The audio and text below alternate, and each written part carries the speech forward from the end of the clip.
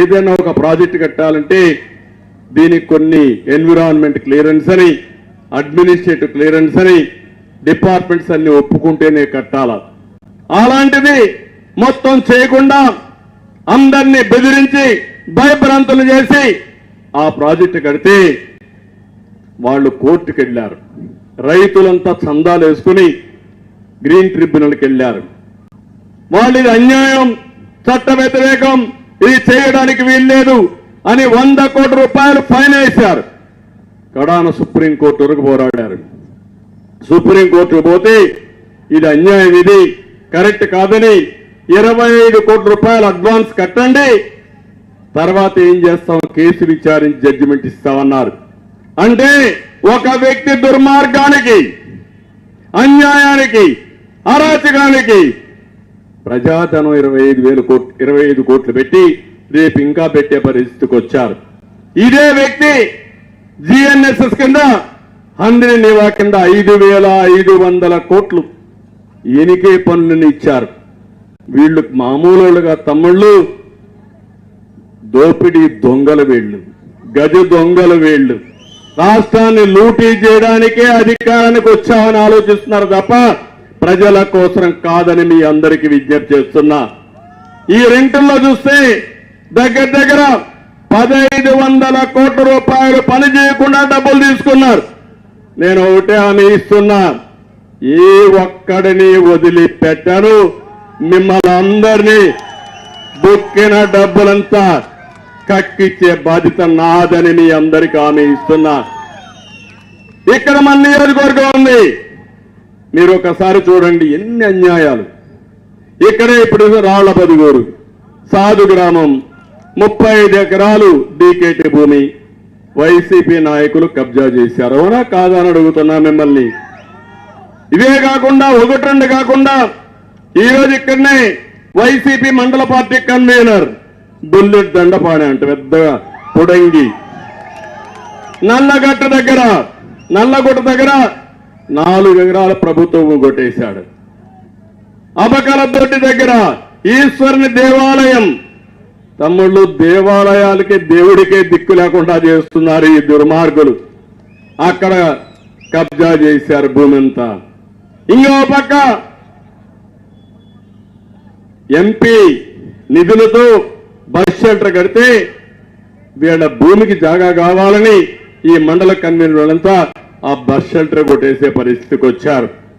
ఇంకో పక్క చెంగుబల్ల పంచాయతీలో పొలానికి దారి కోసం వీళ్ళందరినీ చూస్తే చెరువు అందరూ షెడ్ నిర్మించి మొత్తం వీళ్ళు ఇష్ట ప్రకారం చేసే పరిస్థితికి వచ్చారు.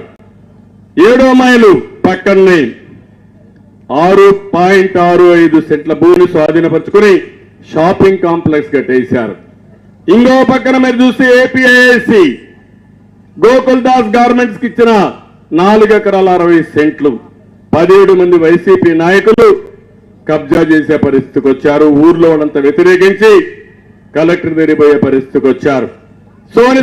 సోనిశెట్టి గారి పనిలో వైసీపీ నాయకులు అక్రమైనింగ్ చేసి ప్రజలే తిరుగుబాటు చేసి అడ్డుకునే పరిస్థితికి వచ్చారు.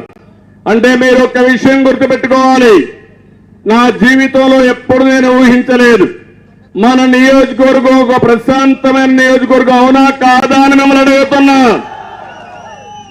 ఒకప్పుడు నేను ఒక మాట చెప్పేవాడిని, ఏ నియోజకవర్గంలో అయితే పోలీస్ స్టేషన్ కోర్టుకు పోయే పని లేని నియోజకవర్గం ఆనందంగా ఉంటారని.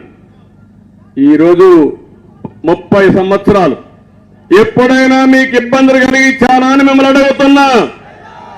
ఏ ఒక్క వైసీపీ నాయకుడికైనా సరే ఎక్కడైనా ఇబ్బంది వచ్చిందా అని నేను అడుగుతున్నా. ఆ రోజు కాంగ్రెస్ పార్టీలో ఉండే నాయకులు ఆలోచించండి, మీకు ఇబ్బంది వచ్చిందా అని నేను అడుగుతున్నా. 5 ఏళ్ల తమ్ముడు ఏం జరిగింది నియోజకవర్గంలో? రౌడీజం పెరిగిందా లేదా? భూ కబ్జాలు పెరిగాయా లేదా?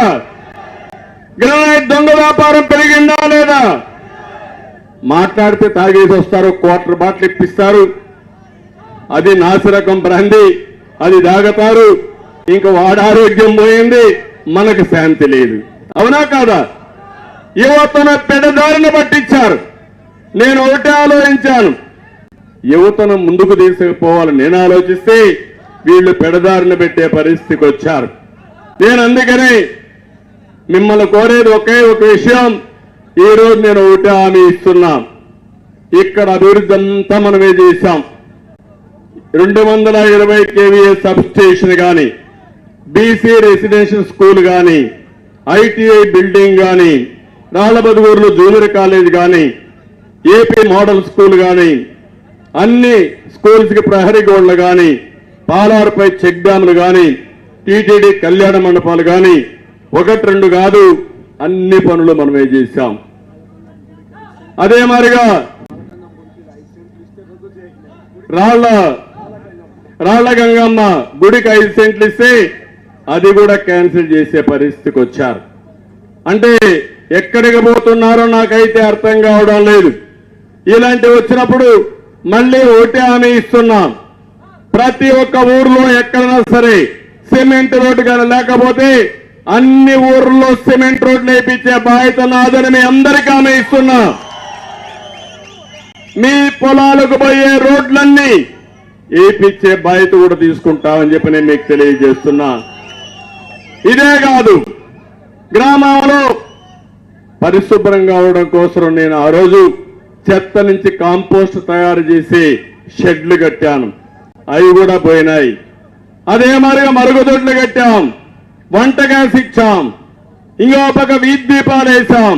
మంచినీరన్నీ కూడా ఎన్టీఆర్ జలశ్రీ కింద 2 రూపాయలకే 20 లీటర్లు మినరల్ వాటర్ ఇచ్చిన పార్టీ తెలుగుదేశం పార్టీ. దాన్ని కూడా నాశనం చేసేశారు.